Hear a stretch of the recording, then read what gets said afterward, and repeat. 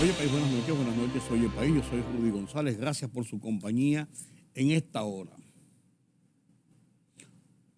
Hoy quiero comenzar mi comentario de este día para felicitarnos a mí y a todo el equipo que me acompañan. Yo mismo me felicito y todo el equipo que me acompaña, porque este 14 de febrero, Día de los Enamorados, pero 14 de febrero, cumplimos 12 años ininterrumpidos en Oye País. Iniciamos el año 13 de Oye País, con un equipo de amigos, de periodistas, de profesionales, que nos han acompañado a todo lo largo de este tiempo. Bajo la producción de Elena Torres, comenzamos este proyecto, este programa, a las 10:30 de la noche aquí en Color Visión.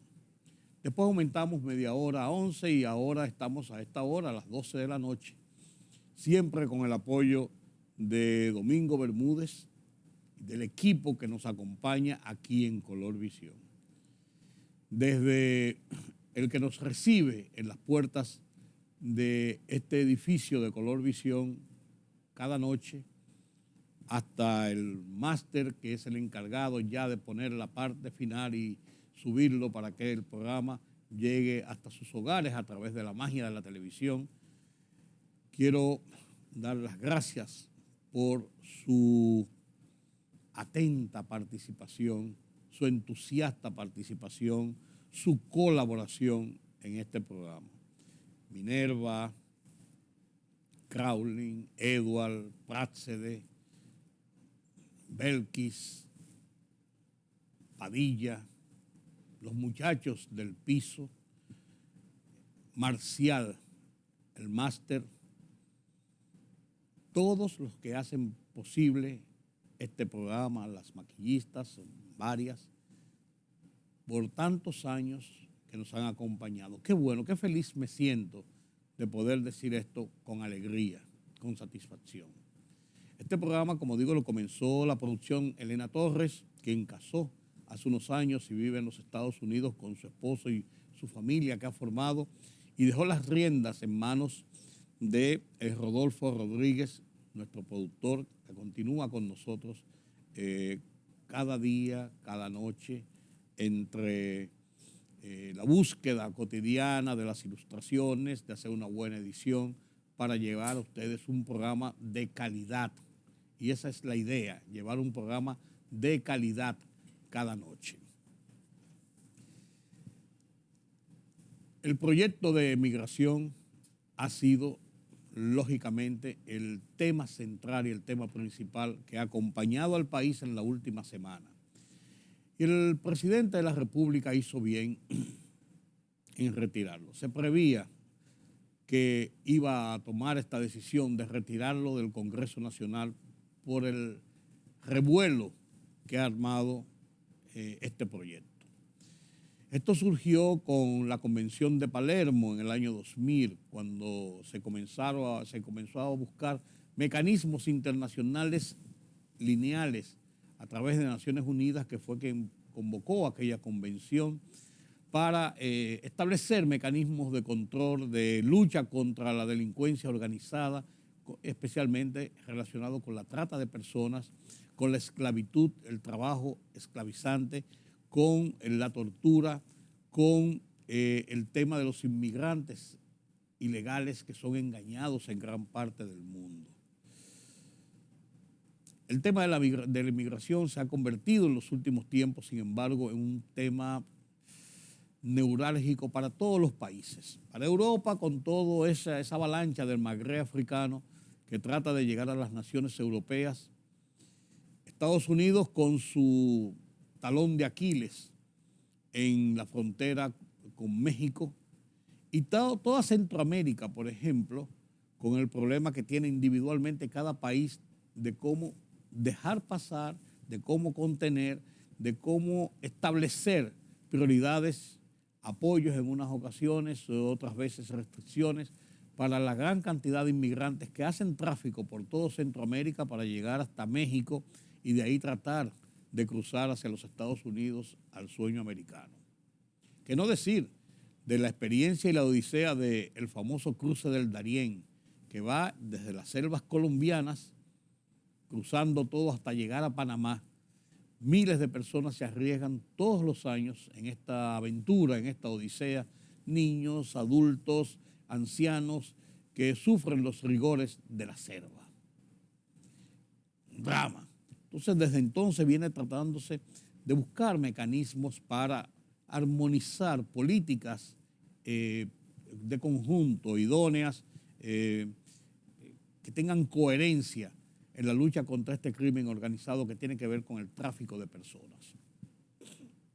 En el 2003, República Dominicana, 2003, hizo una ley, evacuó una ley del Congreso Nacional y votada por el Poder Ejecutivo en el primer paso que dio República Dominicana al adherirse a este acuerdo de Palermo, que fue uno de los firmantes allá en Italia cuando se reunió bajo el marco de Naciones Unidas, este grupo de países para analizar esta situación. República Dominicana emitió su ley, en el 2006 hubo otras referencias, hubo un decreto donde se estableció una comisión multidisciplinaria para interactuar en estas acciones en favor de controlar, sancionar, perseguir la trata de personas.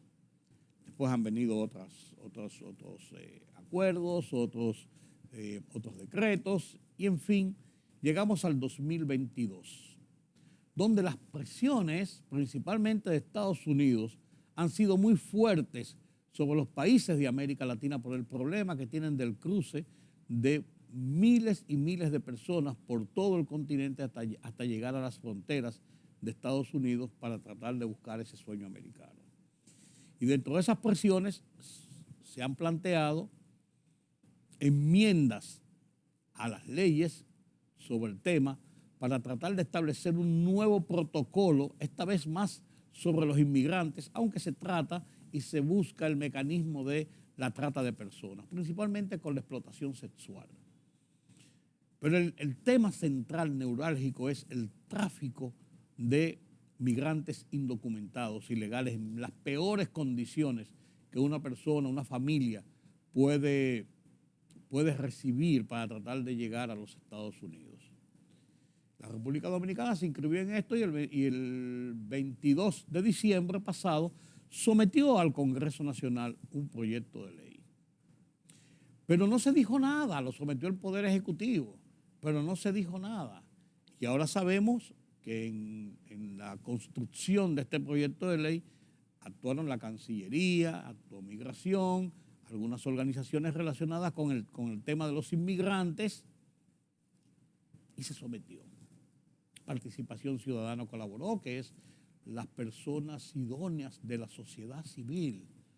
Como son impolutos, ellos es el mejor sello de garantía de que lo que salga a donde ellos ponen su sello está bien hecho, válgame Dios. Pero bien, el proyecto se mantuvo callado, esperando el momento interesante e importante políticamente para anunciarlo oficialmente. Y no fue hasta la semana pasada cuando se filtró el tema de que este proyecto estaba en el Senado. E inmediatamente el presidente del Senado convocó una conferencia de prensa. Sí, hemos recibido este proyecto del Poder Ejecutivo, pero ya se había armado el revuelo en las primeras 12 horas. Vamos a chequearlo, vamos a revisarlo, vamos a convocar a vistas públicas, se va a convocar a todo el mundo y les garantizo desde ahora que va a tener importantes reformas. Y ahí la suspicacia es mayor, sabiendo como se sabe que el Senado, que este Senado, como los senados controlados por el gobierno, es un sello gomígrafo prácticamente de lo que envía el Poder Ejecutivo, y que Eduardo Estrella es un hombre del presidente. Extrañó mucho que un proyecto sometido por el Poder Ejecutivo ya se esté hablando de que van a haber importantes reformas sobre el mismo, cuando todavía no se ha pasado ni siquiera, no se ha introducido oficialmente en el Senado, ni se ha enviado siquiera a una comisión de estudio. ahí comenzaron las suspicacias. Y eso fue una bola de nieve y ha sido una bola de nieve hasta que el domingo en la tarde el vocero del presidente Luis Abinader, Homero Figueroa, emitió esta declaración.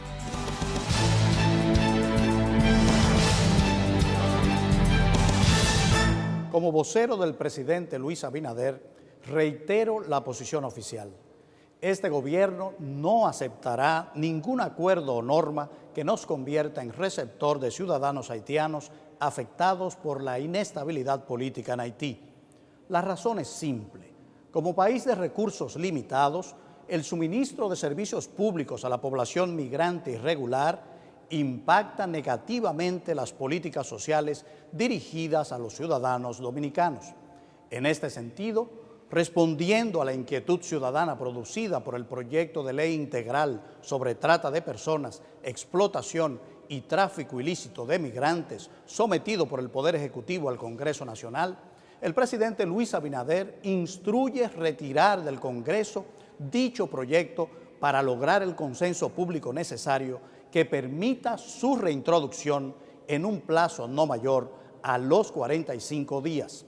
Este proyecto responde a un compromiso asumido por el país como signatario de varias convenciones internacionales, pero como sociedad democrática que somos, conviene que el sometimiento de cualquier proyecto de ley sea corregido por el debate civilizado y la crítica constructiva.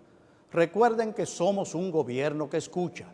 Nunca hemos dudado, cada vez que las circunstancias lo han exigido, en tomar la decisión más conveniente para el interés nacional.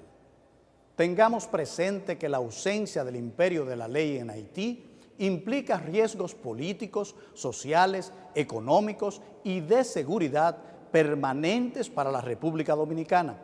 Así que este es el momento de estar unidos para defender la patria. Todos debemos sentarnos del mismo lado de la mesa nacional. La defensa enérgica y responsable ante cualquier injerencia externa caracteriza al gobierno del presidente Luis Abinader. Esta no será la excepción. Haití es un problema para los haitianos y la comunidad internacional. Una vez más, para que quede claro, no hay ni habrá solución dominicana para el problema haitiano.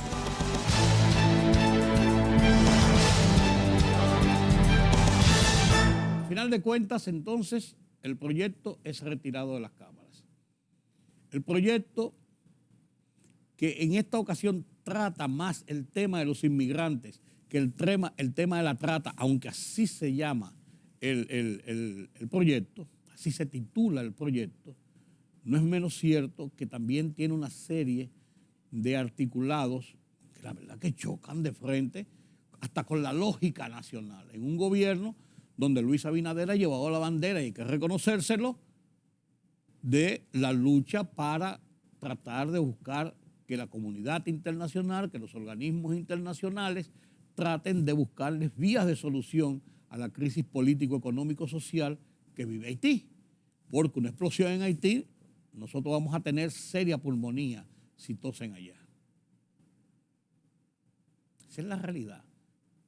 Con un gobierno que se ha pronunciado y ha llevado una bandera de lucha en esa situación. Es más que las últimas 3 reuniones internacionales en que ha participado el presidente de la República, no ha firmado República Dominicana las declaraciones conjuntas en lo relativo al tema de los inmigrantes, porque no se especifica la situación de República Dominicana y Haití, que es una situación sui generis especial dentro de las situaciones de inmigrantes que ocurre por toda América Latina. Entonces, meter este proyecto como que le cuadra la cabeza a cualquiera, como yo les digo. Pero el proyecto está siendo sacado del Congreso y asegura el vocero que se ha dado un margen de hasta un máximo de 45 días para reintroducirlo con modificaciones. Si vemos lo que pasó con el proyecto de reforma constitucional, con el proyecto de reforma fiscal, con el tema del aumento de la tarifa de la energía eléctrica, son introducidos, son discutidos, aireados y sacados por las implicaciones que tiene sobre la imagen del gobierno, la imagen del presidente y de cara a los procesos electorales que estamos comenzando a transitar, por así decirlo, para el 2024. Esa es la realidad. Yo creo, ojalá estar equivocado, y ojalá que se introduzca un proyecto acorde con las cosas. Yo estoy casi convencido de que ese proyecto sufrirá el mismo destino que esos tres que les acabo de mencionar. Las reformas a la Constitución, reforma fiscal, la tarifa eléctrica y otros tantos. Estoy casi convencido de eso. Así las cosas, hubo actividad política en el fin de semana, actividad política interesante. Estamos en un año preelectoral, y eso no cabe dudas, y además de eso ha temblado la tierra varias veces. En los últimos días ya un grado que va subiendo a 4 y tanto. Vaya usted a ver. No se asusten, pero cualquier cosa puede pasar en este país de Dios. En este punto, permítame la pausa.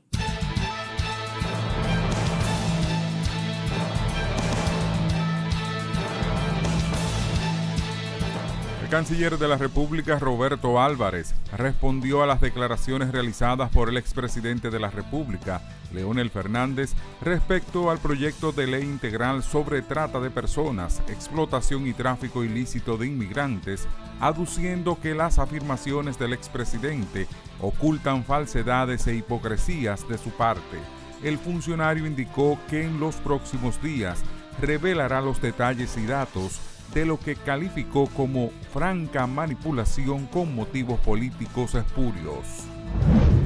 La Dirección General de la Policía Nacional informó el arresto de los agentes involucrados en el hecho ocurrido entre agentes policiales y ciudadanos en Santiago, donde resultó herido de bala un menor de edad, el cual posteriormente falleció mientras recibía atenciones médicas en un centro de salud.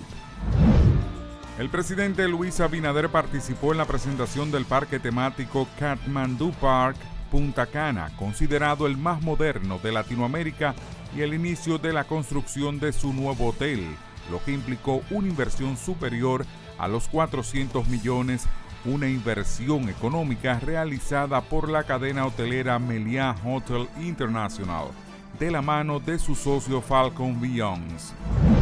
Jairo González, acusado de incurrir en estafa millonaria utilizando maniobras de criptomonedas y otros mecanismos, fue arrestado la madrugada de este lunes durante un allanamiento en una villa del municipio de Jarabacoa, en La Vega. La orden de arresto fue ejecutada por la Unidad de Delitos Financieros del Ministerio Público.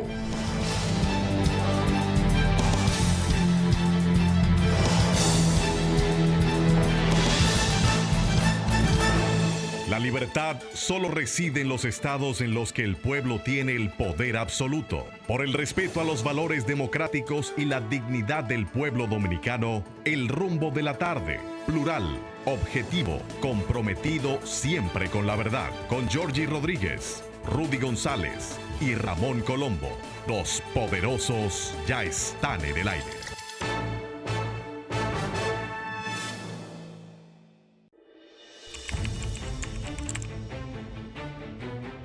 Periodismo de investigación, columnas, opinión, análisis, reportajes de fondo. Hora por hora, una completa plataforma multimedia. Periodismo con valor. Noticias horaporhora.com.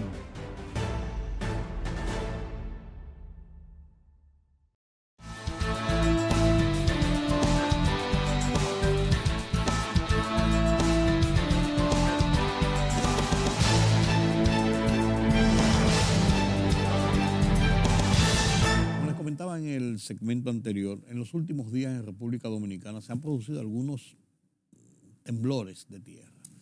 Yo no le llamo terremoto porque terremoto fue lo que pasó en Turquía, señores. Mire qué cantidad de muertos. Sobre 25,000 muertos y contando. Y en Siria no se sabe la realidad de lo que ha pasado. Hay un estimado, lo que ha dicho el gobierno, pero esos son verdaderas catástrofes. Y en República Dominicana nosotros hemos vivido algunos sustos, como lo fue hace 13 años. No fue en Haití, fue en la isla, señores. La gente cree, no, eso en Haití, eso en otro país. No, fue en la isla que se produjo un temblor de 7.1 y ustedes vieron lo que pasó. Dios nos libre. Pero la realidad es la realidad y los científicos, los analistas de la situación de la Tierra, del comportamiento de la Tierra, del clima, son los que saben y tienen la visión más acabada de en qué estamos. Y yo quiero conversar sobre estos temblores de los últimos días que han pasado de 4 grados y ya uno como que lo siente un poquito más y crean cierta alarma más con las noticias de lo que está pasando por allá por Turquía. Entonces uno quiere saber en qué pies estamos parados, qué podemos temer o no podemos temer y qué podríamos hacer. ¿Quién más autorizado que Osiris de León? Yo no lo conozco. Si usted lo conoce, le agradezco que me lo presente. Buenas noches, Osiris. Buenas noches, amigo y hermano Rudy González. Buenas noches a todo el país. Contento de estar conversando contigo. Claro. En un momento donde mucha gente en todas partes del mundo está muy pendiente a lo que está pasando en Turquía. Minuto a minuto, sí, día a día, porque hemos tenido una de las peores tragedias sísmicas que se han tenido en esa región y en el mundo. Quizás en términos de muertos solamente superado por la tragedia que tuvimos en Puerto Príncipe, Haití, que tú acabas de citar en la introducción, con 316,000 muertos, y aquel evento sísmico que tuvimos en Banda Aceh, que fue 26 de diciembre del 2004, que generó un tsunami que mató 285,000 personas. Pero estamos hablando de que en este caso ya al día de hoy hemos superado los 36,000 muertos. Yo me quedaba corto. Lo que pasa es que la contabilidad va es subiendo rápido, día a día. Sí. O sea, de un día a otro te sube 5, 8, 10,000 muertos. Sí. Y los heridos ya están en el orden de 100,000. Sí. ¿Cuántos países en el mundo tienen suficientes hospitales para atender simultáneamente 100,000 personas heridas con hemorragias, con mutilaciones, con traumas, con órganos internos aplastados? Es un drama realmente lo que se produce. En estos días han estado produciendo temblores en República Dominicana. Así es. El primero que nos sacudió y nos asustó fue el de frente a Matanzas. Así fue. Aquí en Baní, de 4. Ese fue 5.3. 5.3. Y después hemos visto unos en el norte de 4 punto tanto. Sí, al norte del Pico de Ocampo tuvimos uno de 4.3. Entonces la gente como, sí. como que está... Y tuvimos uno cerca de Boca de Yuma de 4.0. Sí, que la gente está, y hemos tenido otro de 3.2 cerca de Duvergé, en el lago Enriquillo. O sea, si vemos Matanza, Puerto Plata, el Este, Duvergé, como todos los puntos cardinales, como todo lo que es la parte de República Dominicana. Así es. Para sacar aquella parte de la isla. Aunque yo siempre digo que en esta situación es la isla. Es la isla. Es la isla. En términos de sismicidad es la isla. Sí. ¿Qué está pasando, Osiris? ¿Por qué hay tantos, ese aumento de temblores? ¿Era de esperar o a veces no lo percibimos, no nos enteramos? ¿Qué es lo que está pasando? Mira, tú sabes que tú vives en la placa tectónica del Caribe. Eso lo he oído siempre. Que incluye todo Centroamérica, Jamaica, la isla Hispaniola que compartimos con Haití, Puerto Rico, Antillas Menores y la faja norte de Venezuela y de Colombia. O sea, todo el arco. Todo el arco. Como si fuera lo que es el Caribe es una placa. Como si fuera una rueda. Exactamente. Sí. Y ahí estamos los diferentes países. Pero esta placa se mueve 20 milímetros hacia el este cada año.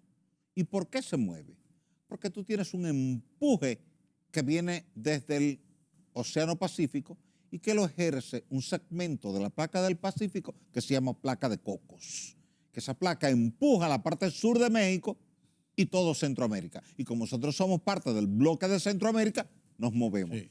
Ese empuje genera cada cierto tiempo roturas en la corteza terrestre. Un terremoto no es más que una rotura en la corteza terrestre. Se partió la roca. Y al partirse la roca genera un tren de ondas sísmicas, que es lo que tú sientes en tu casa o en tu oficina como una fuerte vibración. Que es lo que te tumba la escuela, el hospital, el edificio, el puente, te abre las carreteras, los caminos, las aceras, los contenes, es una rotura. Entonces, como esta placa está permanentemente sometida a dos tipos de empujes, uno mayor, que es el que viene del Pacífico, de la placa de Cocos, otro menor, que es el que viene desde la placa de Sudamérica por la zona de Venezuela. Tú habrás visto cuando... Pues yo no oigo muchos terremotos en Venezuela, ni muchos temblores. Sí, Caracas ha sido estremecida por terremotos y hemos tenido muchos muertos en Caracas. Sí, toda esa franja norte de Venezuela es una línea sísmica. De hecho, Venezuela ha tenido terremotos de magnitud 7.5, 7.6, 7. Porque es en la misma placa nuestra. Sí. O sea, hay una rotura o una sutura, si tú quisieras hablar en términos médicos, que da esa vuelta. Solo que del lado nuestro, que es el lado norte, tú tienes dos líneas de rotura, que son líneas que vienen desde la frontera entre México y Guatemala. Tú tienes México al norte, Guatemala al sur. Ahí tú ves que hay una especie de garganta, una bahía en forma de B. Eso es porque desde ahí sale una rotura por el empuje de la placa de coco. Entonces, esta isla se partió en el lado norte. Observa tú que al norte de nuestra isla hay una fosa marina profunda que se llama Fosa de la Hispaniola. Que al norte de Puerto Rico hay una fosa profunda que se llama Fosa de Milwaukee. Que la gente la conoce y le tiene miedo, porque es la segunda más profunda del planeta. Tiene 8.605 metros de profundidad. Y al norte de Jamaica tú tienes otra fosa que se llama Fosa de Caimán. O sea, pero qué curioso. Toda esa parte entonces es una fosa. Por así y decirlo. La parte sur es una fosa. Ahora, ¿por qué tú tienes una fosa al norte y una fosa al sur? Y nosotros somos como una especie de cordillera donde está Jamaica, Haití, República Dominicana, Puerto Rico. Estamos flanqueados por dos fallas regionales que en el pasado geológico rompieron la corteza terrestre, pero esas fallas se mantienen activas. Y como se mueven por el empuje de la placa de Cocos, cada cierto tiempo hay un evento sísmico. Si tú tomas el mapa de terremotos de la isla, te vas a encontrar 10 grandes terremotos. 6 están a lo largo de la costa norte, desde la zona de Port de Paix, Mole San Nicolás, Cabo Haitiano, Manzanillo, Puerto Plata, Nagua, Samaná, y la otra al sur con Lecay, Jeremí, Puerto Príncipe, Asua, Puerto Rico. Recuerda que el 6 de enero del 2020, Puerto Rico sufrió un evento sísmico con mucho daño, es en esa falla del sur. Recuerda que en 1751 Asua fue destruida por un terremoto, donde está Pueblo Viejo de Asua. El Pueblo Viejo de Asua era el pueblo primario de Asua, que ese terremoto lo destruye y la gente se mudó entonces más al norte, al emplazamiento actual, por el evento sísmico. Es en esa falla. Los dos terremotos que ha sufrido Puerto Príncipe, el del 12 de enero del 2010 y el del año 1770, ahí están en esa misma falla. Y ese gran terremoto que tuviste en Lecay y en Jeremí, el 14 de agosto del 2021, hace año y pico, reciente, fue en esa falla. Quiere decir que tú tienes dos fallas con capacidad para producirte terremotos, es decir, eventos de magnitud superior a 7, incluido el del 4 de agosto de 1946, que fue de magnitud 8.1, con un tsunami que barrió a Matanza y con una réplica 4 días después de magnitud 7.6. Lo que tú has visto en Turquía ahora, hace una semana, ocurrió aquí casi igual, pero en mayor cantidad de energía liberada aquí, porque el primero de Turquía fue de magnitud 7.8, el primero nuestro fue de 8.1, el segundo de Turquía, 9 horas después, fue de magnitud 7.5, el segundo nuestro, 4 días después, fue de magnitud 7.6. Quiere decir que un evento catastrófico similar a ese de Turquía, tú lo puedes tener aquí porque ya en el pasado ocurrió. Y donde tú has tenido eventos sísmicos grandes en el pasado, tienes que esperar eventos sísmicos grandes en el futuro. Entonces, esto quiere decir que tu sociedad tiene que prepararse para eso. Ahora, es ahí, bello. ¿Y cómo se prepara la sociedad? ¿Y qué hay que hacer? Por ejemplo, uno dice, tú hablas, y lo estoy ilustrando, esa serie de fosas que tenemos, estamos rodeados de fosas, nosotros parecemos como un enclave dentro de esas fosas. Así es. Y esas fosas son fallas. Sí, y que no tenemos nada que hacer, esperar. Buen tema. Mira, ¿qué es lo primero que tiene que hacer cualquier gobierno, el de ayer, el de hoy, el de mañana? Sí. Educar a la población sobre qué hacer antes, durante y después de un evento sísmico. en la escuela primaria, en la escuela secundaria, en la escuela universitaria, en la radio, en la televisión, en la prensa escrita, en los seminarios, en los talleres, en los paneles, el Club Rotario, Club de Leones, juntas de vecinos, hablar de ese tema. Segundo, si el gobierno tiene un presupuesto importante que lo destina a publicidad, es una excelente oportunidad para incorporar dentro de ese programa esa educación. El Ministerio de Educación me pidió a mí, hace un par de años, que le preparara 2 cátedras sobre cómo educar a los niños con el tema de la sismicidad. Y yo se las preparé, libre de todo costo. Y eso se incorporó en aquellas 55 cátedras ciudadanas. Okay. Eran 53, más las 2 que yo preparé, 55. Pero no se están utilizando. Y la idea era que se utilizara en todos los niveles de la escolaridad, en primero, en segundo, en tercero, en cuarto, que cada semana los niños vieran eso un día durante 10, 15 minutos y aprendieran eso. Segundo, que tú sepas como ciudadano, que yo sepa como ciudadano, cuáles terrenos aquí en Santo Domingo, en La Romana, en San Pedro, son de mala respuesta sísmica y cuáles son de buena respuesta sísmica. Y eso es sencillo, no hay que ser un genio. ¿Y cómo se determina? Sencillo. Santiago Colonial fue destruida por el terremoto 1562, ¿verdad que sí? La Vega Colonial fue destruida por el mismo terremoto 1562. Santo Domingo Colonial de Obando no fue destruida, porque Santo Domingo Colonial está sobre roca caliza. Entonces, lo primero, dile... Los famosos farallones. Sí, los farallones. Eso es roca caliza. Ahí tú no vas a ver edificaciones colapsadas. La ciudad colonial no tiene un código de sismoresistencia, no tiene acero. Cuando la gente dice, no, pero es que en Haití construían sin varilla, pero la ciudad colonial no tiene varillas. Y no se ha caído, pero está sobre roca, porque la roca te permite el paso de la onda sísmica de corte, que es la que tumba el edificio a alta velocidad y no puede amplificarse. Entonces, tú me vas a decir con toda razón, y el gobierno me va a decir con toda razón y toda autoridad, sí, Osiris, pero espérate, no todo el país es roca, es verdad. Sí.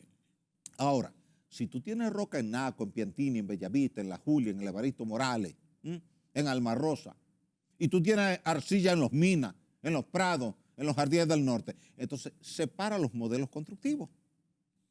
Ten un diseño de escuelas, de hospitales, de torres para la roca y otro para el suelo. Normativas. Que el del suelo sea un búnker. Y he puesto un ejemplo. Un día voy a la tienda de Macy's en Los Ángeles, después de un evento de terremoto en el que estaba participando, y tuve que darle 3 vueltas a la tienda y no encontraba la puerta. 3 vueltas. Allí no había un cristal, no había una puerta, no había una ventana, hasta que decido preguntarle a alguien que está por ahí cerca. Mire, ¿por dónde se entra a la tienda? Me dice, coge esa rampa y baje por ahí. Una rampa, bajé por ahí y efectivamente te lleva a la puerta, porque las paredes perimetrales de la tienda parecen un muro de un castillo medieval. Un búnker. Hecho un búnker para que aguante el peor terremoto que ellos esperan. Ese modelo tú tienes que aplicarlo aquí en hospitales y en algunas escuelas en determinados... Por ejemplo, el Hospital Angelita, que es el Robert Rick Cabral, está en roca. Ese te va a responder bien. Sí. Pero el Neyaria Lore está en suelo. El de los Alcarrizos está en suelo. El traumatológico de La Vega está en suelo. Entonces, ¿qué hacemos con eso? Ok, vamos a revisar el edificio de la estructura hospitalaria. Vamos a revisar esa estructura. Vamos a ver las vulnerabilidades y vamos a corregirlas. Eso lo hizo Barack Obama en Estados Unidos en el 2016. Firmó una orden ejecutiva. Revisar todas las estructuras públicas desde el punto de vista de la sismoresistencia. Las que tengan vulnerabilidades, corregirlas inmediatamente. Entonces tú estás a tiempo de salir a corregir esas vulnerabilidades en escuela, en hospital. Se hizo en el Cabral Ibáez, en el gobierno anterior. Se vio que era la estructura más vulnerable dentro de la cadena hospitalaria. Se decidió intervenir y se corrigieron todas las vulnerabilidades. Ahora es una estructura que te va a responder bien el día que haya un terremoto.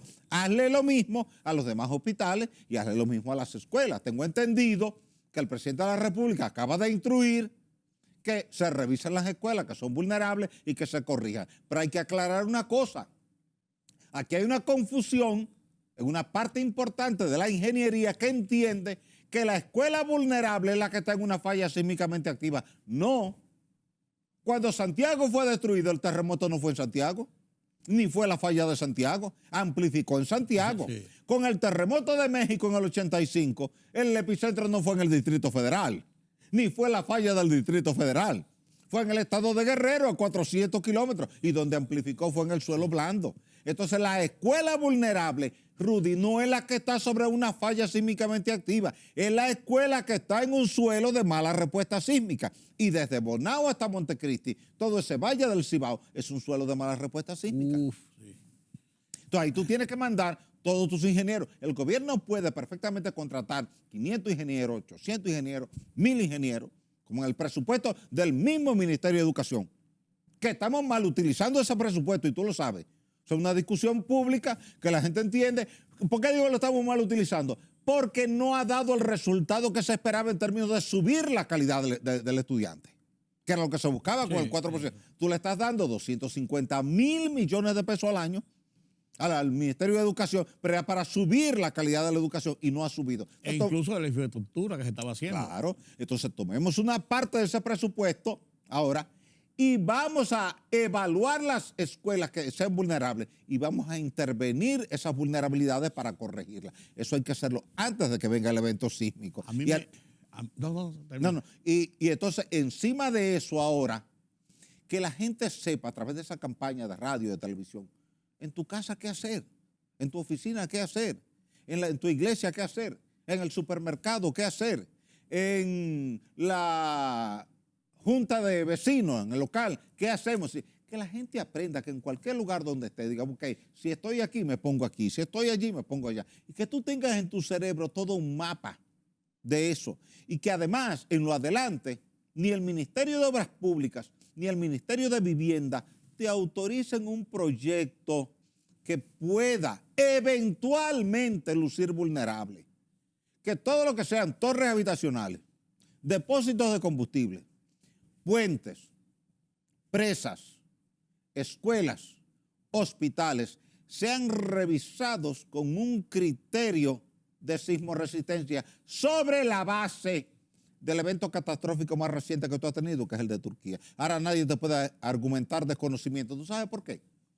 Porque los videos del segundo terremoto están disponibles. Sí. Al producirse en un momento donde la gente estaba en la calle viendo los operativos de rescate, todo el mundo tenía su teléfono celular encendido. Y vino el evento y se pudo grabar. ¿Qué pasó? Que todos esos edificios que tenían el primer nivel dedicado exclusivamente a comercio, tiendas, farmacias, ferretería, peluquería, heladería, y que todo se había convertido en cristalería, porque tú tienes una heladería y tú quieres poner una... Pero la cristalería no es para aguantar carga de un terremoto. Claro. Entonces le quitaron los muros rígidos para ponerle debilidades. Todos esos edificios partieron en el primer nivel y el edificio vino abajo y la gente murió. Ahora, al día de hoy, en este momento, no sé mañana cuánto será, ya hay 110 sometimientos de empresas de ingeniería que construyeron esas vulnerabilidades violando el código. Me decía mi hijo que estuvo un tiempo en Japón, tuvo 4 años en Japón. Me decía, yo le digo un día, mira, tembló la tierra en 6 puntos. Que yo decía, pues eso no es nada. ¿Cómo que no es nada, por Dios? Me dice, eso no es nada. Allá en Japón tiembla 7 y 8 y la gente está acostumbrada a eso porque ya sabe y sabe qué hacer.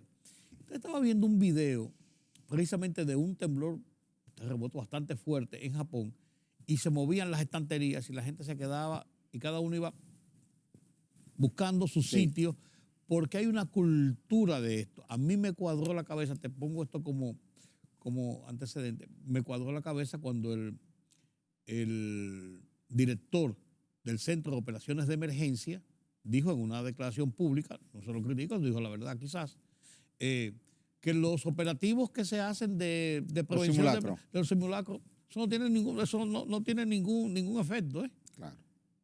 Pero que, entonces ahí me viene la interrogante, ¿qué hacer? Tú planteas uno, la educación masiva, claro. La educación masiva, mediática, que ahora todo está interconectado. Así es. Mira, qué bueno que el director del Centro de Operaciones de Emergencia, como Manuel Méndez, admite y dice públicamente algo que estamos diciendo en los medios de comunicación desde hace mucho tiempo. ¿Por qué? Mira, el tema del simulacro del sismo no es simplemente para tú cumplir con una solicitud que te hacen organismos internacionales para determinada fecha. No. Es que no puede ser así. No. ¿Qué es un simulacro? La palabra simulacro que dice simular un determinado escenario de algo que tú quieres. ¿Cómo va a pasar la realidad? Entonces, ¿qué ocurre? Toma los videos del último simulacro y tú vas a ver cómo la gente sale del Huacal, del Banco Central, caminando como si hubiese terminado la misa dominical. Sí. Eso no es un Estamos simulacro. en receso. Es receso, Sí. no. Un simulacro es tú crear condiciones ambientales que tú te sientas como si realmente estuviese ocurriendo un terremoto y que tú sepas que tienes que buscar un sitio y tirarte aquí, aquello, que hay toda una supervisión, que hay un monitoreo, que hay un pánico, que hay un ruido, que hay sirena, que hay gente empujando porque quiere rebasarte a ti, porque quiere salir primero que tú por la escalera, por el pasillo, por el lugar. Crear ese tipo de condiciones de Una estrés, simulación de la realidad. Una simulación de la realidad. Tú no puedes poner a la gente del Huacal y de los hospitales a salir caminando como si hubiese ya terminado la misa dominical. Eso no es un simulacro y ellos lo han reconocido. Tenemos mucho tiempo diciéndolo. Eso no es un simulacro.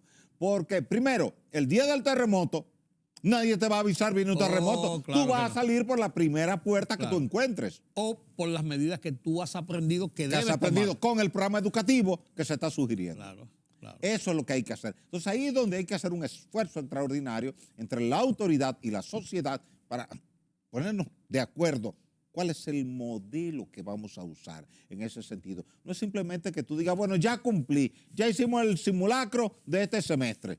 Entonces vamos a planificar. No. Es que tiene que quedarte a ti, a mí, a todo el mundo un aprendizaje de ese simulacro. Si no, no tiene sentido. Es una pérdida de tiempo y pérdida de dinero. ¿Va a seguir temblando la tierra fuerte aquí en República Dominicana? Va a seguir temblando. Tú tienes que esperar más temblores porque hay un empuje extraordinario sobre nuestra placa. Cuando eso comienza, continúa. Sí, porque está rompiendo. La roca está rompiendo y cada vez que la roca rompe en algún punto de nuestro territorio insular o de nuestro territorio marino vecino, viene el temblor y tú lo sientes. ¿Y se puede esperar que suba a esa intensidad? Siempre está en la posibilidad. Sí. Porque la historia te dice que tú has tenido eventos de hasta 8.1. En consecuencia, cuando tú tienes un territorio, es como Los Ángeles. Los Ángeles siempre está esperando que en cualquier momento venga uno de 8. Porque lo han tenido en el pasado. Igual te pasa en San Francisco de California, igual te pasa en Seattle, igual te pasa en Japón que tú citabas. Fíjate que en Japón los hospitales tienen aislamiento sísmico.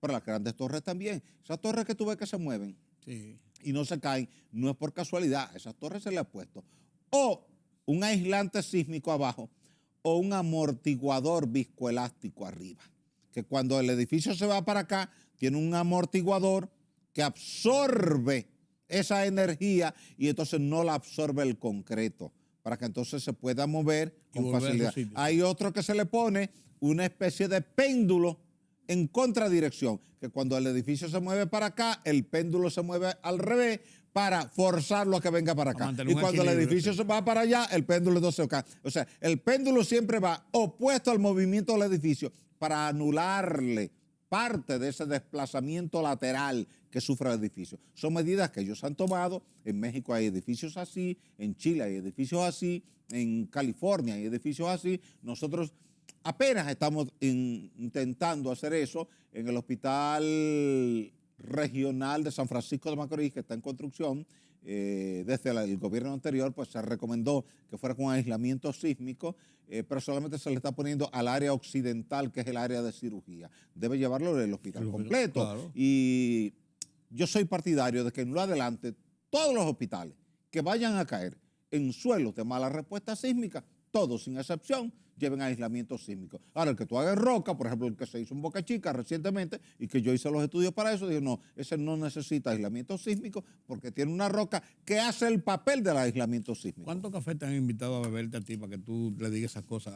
Hay gente que no le gusta que le digan cosas. La mayoría. Y no solamente eso, hay gente que se molesta, se irrita, entiende, bueno, ¿qué hace Osiris hablando de estructura si él no es ingeniero estructuralista? Vayan y pregúntenlo ahora de Turquía. Sí. Los geólogos se cansaron porque predicaron hasta el cansancio diciendo que esa falla de Anatolia y la de Anatolia Este, ambas, estaban acumulando mucha energía y que había un modelo constructivo que estaba desafiando la fuerza sísmica que se estaban acumulando ahí y que cuando rompieran en el corto plazo iba a haber una catástrofe. Ahí está la catástrofe. Ahora tú no le puedes decir a esos geólogos que tú no eres estructuralista porque lo advirtieron y ahora tú tienes hasta el momento actual más de 36,000 muertos y tienes ya en el orden de 100,000 heridos. Yo puedo aportar el desayuno, el lugar y el café. para discutir cosas como esta, señores. Estamos hablando de la diferencia entre la vida y la muerte. No, esto no es un juego, ¿eh? Esa desgracia de Haití no se ha podido recuperar y ojalá una desgracia de cual magnitud que sea no nos toque a nosotros. Y nos amenaza a todos. Tú eso, no sabes dónde te va a encontrar el terremoto. Yo no lo sé. El presidente tampoco lo sabe. El presidente de Haití estuvo a punto de morir con el terremoto de Haití. Y se salvó porque estaba jugando en el patio en ese momento con un nietecito. Pero el área de su oficina colapsó. No, y se desplomó. Sí. Entonces, todos estamos expuestos. Entonces, es mucho mejor trabajar ahora viendo lo que acaba de ocurrir en Turquía. Y digo lo de Turquía porque tiene videos que ningún otro evento había aportado. Claro. Entonces, te está enseñando todo eso, que ya aquí uno lo había practicado, pero muchos estructuralistas no querían que uno lo dijera. Esos primeros niveles de plazas comerciales, llenos de cristalería, sin muros de cortantes, solamente con columnitas ahí, son una trampa al momento de un terremoto. Sí, no tenían resistencia. Gracias, Osiris, qué bueno. Gracias, Rudy. Qué buenas informaciones y qué bueno nosotros estar alertas y ver esto con la seriedad que amerita. No nos juguemos con la realidad. Gracias de nuevo, Osiris. Gracias a ti, gracias a todo el pueblo mexicano. Como siempre, hermano. contento de conversar contigo. Permítame la pausa.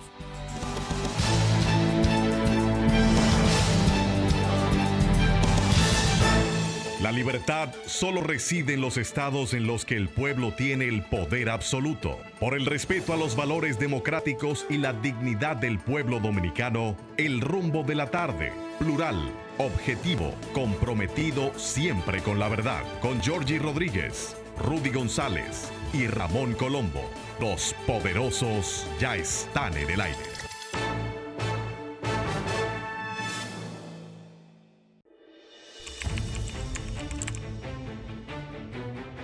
Periodismo de investigación, columnas, opinión, análisis, reportajes de fondo. Hora por hora, una completa plataforma multimedia. Periodismo con valor. Noticias horaporhora.com.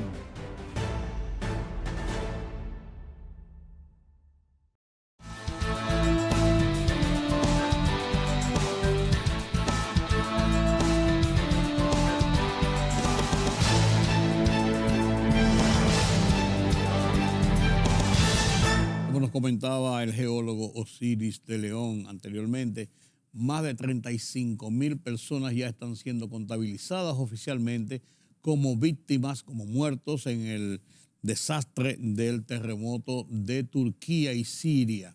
En Siria no se sabe realmente la cantidad, aunque hay una evaluación más o menos de la cantidad de víctimas. Mientras tanto, Pekín dice hoy que más de 10 globos de Estados Unidos sobrevolaron el año pasado el espacio aéreo de China.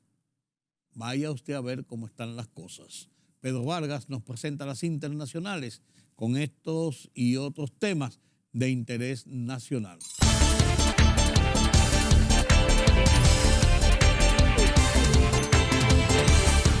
Al menos 31.643 personas han fallecido y otras 80.000 han resultado heridas en los terremotos de magnitud 7.7 y 7.6 en escala Richter que el pasado lunes devastaron el sureste de Turquía y que han dejado también un mínimo de 3.575 muertos en Siria. Los nuevos datos facilitados por la Agencia Turca de Emergencias, AFAD, llegan cuando aún hoy se están localizando víctimas con vida entre los escombros de los miles de edificios que se derrumbaron en las 10 provincias más afectadas por el sismo. Más de 10 globos estadounidenses de gran altitud sobrevolaron el espacio aéreo chino durante el último año sin permiso de Beijing, según afirmaron las autoridades chinas, tras las acusaciones de Washington sobre que Beijing opera una flota de globos espía en todo el mundo. El gobierno de Colombia y la guerrilla Ejército de Liberación Nacional reanudaron en Ciudad de México la mesa de diálogos de paz que mantienen para poner fin a las históricas confrontaciones. Se trata del segundo ciclo de conversaciones con el Ejército de Liberación Nacional con la administración del presidente Gustavo Petro, quien asumió el mando en agosto pasado y tiene el objetivo de conseguir una paz total en su país, luego de terminada la primera ronda en diciembre pasado que se llevó a cabo en Caracas, Venezuela. Se prevé que los líderes del Caribe debatirán el caos en Haití en una reunión que empezará este miércoles en las Bahamas. Algunos de los 15 miembros están proponiendo llevar a fuerzas políticas haitianas a un terreno neutro para que lleguen a un acuerdo sobre la realización de elecciones en el empobrecido país caribeño que ha sido despojado de todas las instituciones democráticamente elegidas.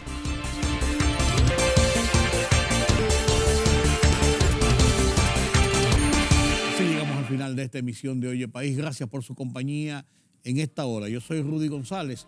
Los convoco para una nueva cita aquí en Color Visión. Pasen un feliz resto de la noche.